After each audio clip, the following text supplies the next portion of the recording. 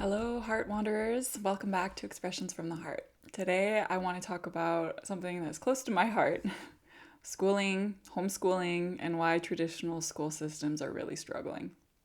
So, let's just take a breath together. If you haven't taken a breath and connected with your heart today, now is the time. We'll just really arrive here, trusting our hearts to guide this conversation and setting the intention that it serves our highest good so all of us can open up our wings and soar. So, school, as we've known it, is dying. uh, I was in a family constellations day, and what ended up coming through for somebody else, this is what's interesting with family constellations, is that a lot of the times it doesn't even have to be your story that is playing out on the field for everyone to observe. It's still obviously, everybody has similar stories. Things hit home.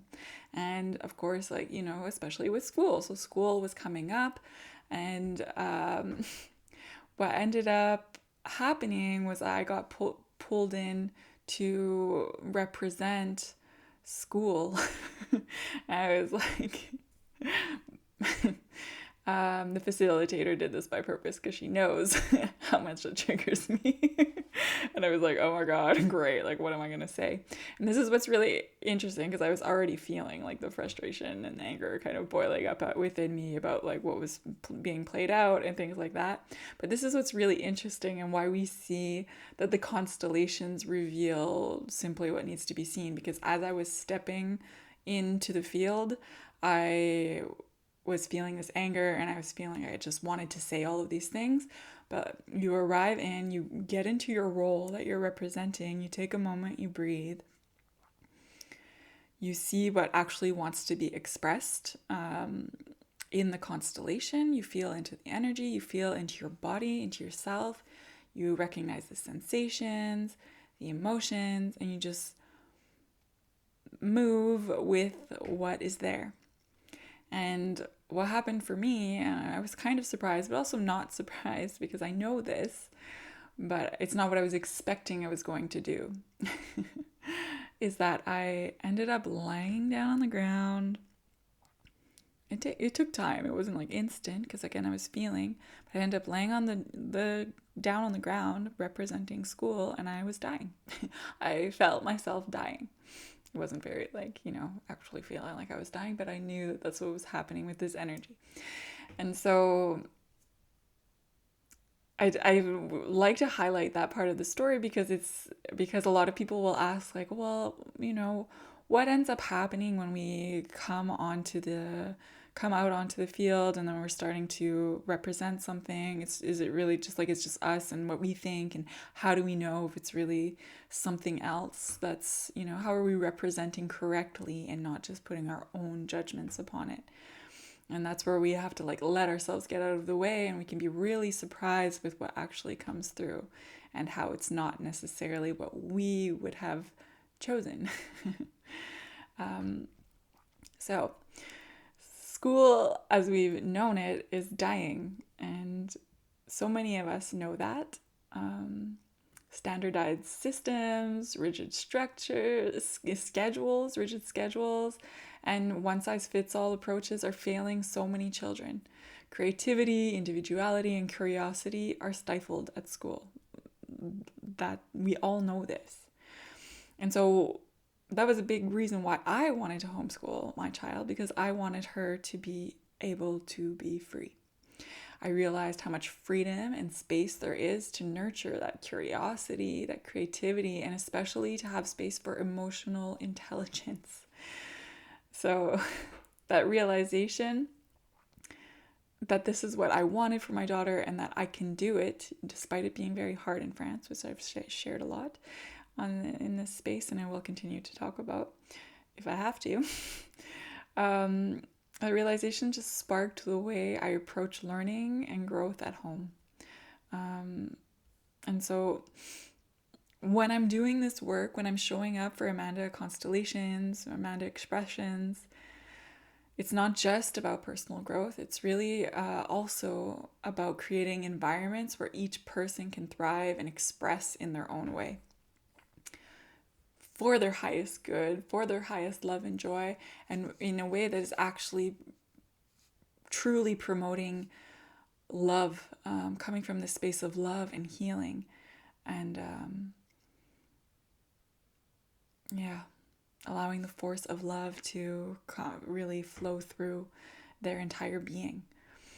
So, so bringing that back to homeschooling, it's like homeschooling allows this kind of heart-centered, conscious learning and space to flourish because it's creating an environment that allows that allows us to really take our time, feel into what's right for us, choose and select.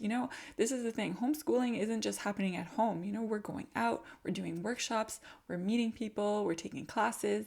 It's about getting to choose the time and the spaces and the people and what is right for us instead of being told you live in this village and so you have to go to this school. And even if you ask to go somewhere else, which I saw happen in our village, was if you ask to go to a different school, we're still going to tell you no and force you to go to this school because we don't want this school to shut down. And it's like, well, where is choice in here? So creating space for us to, really, really tune in to our own individual prophecies and finding the way that we can then plug into society in a way that is actually useful, purposeful, that brings us alive rather than just doing what we got to do because we're told to do it and because we're scared and we have to keep feeding the machine. And even though we all know that something is wrong, we just keep running on this hamster wheel because we all just have to survive. No more of that. We're going to create something else. So the death of school isn't something to mourn, it's an invitation. And if you want to keep beating the drum of we're going to just make school within the institution better, I'm just going to remind you that I don't think that that's going to be possible. We need to create something outside of it. And so this invitation is a chance to create learning spaces that honor the child, that respect that the child also has a choice in where they want to go. The child needs to also be free. Yes, as the parents, we are supporting them, but I'm seeing and hearing from way too many parents who know that there's something wrong. They don't want to send their child there. And in France, they're being forced to send their child to school anyway. Mothers that don't want to be putting their kids in daycare in France at 3 months old, but feel like they have no choice because they need 2 incomes to survive. And recognizing we're all on these journeys of being able to make choices to make money in different ways or whatever, but we're still limited. We are still purposely from legislation and from things that are put in place forced into these situations that are not allowing us to thrive, that are not allowing us to truly choose, even though we're told that we have a choice. There are barriers and things in place that are actually blocking our choice. So we need to see this and we need to create something else. We need to create something else. We need to create these spaces that honor the child, that honor the family and the collective, and spaces where children can express themselves, explore, and grow from the heart.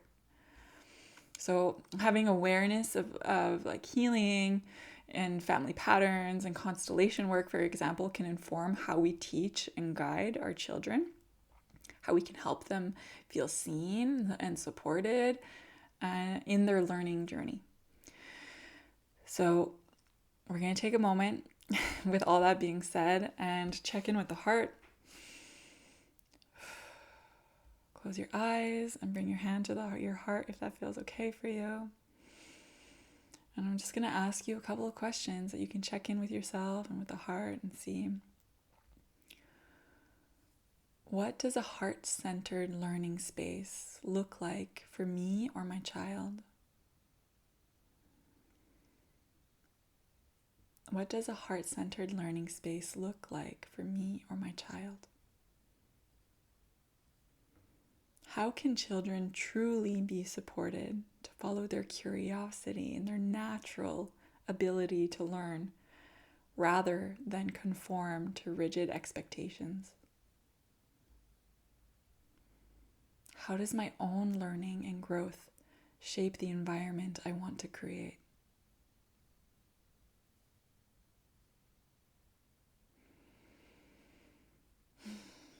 So taking a deep breath, feel into your heart, and I will too. We can consider one small step that we can take toward creating or supporting a space where learning flows naturally, whatever that looks like for you right now. Trust yourself.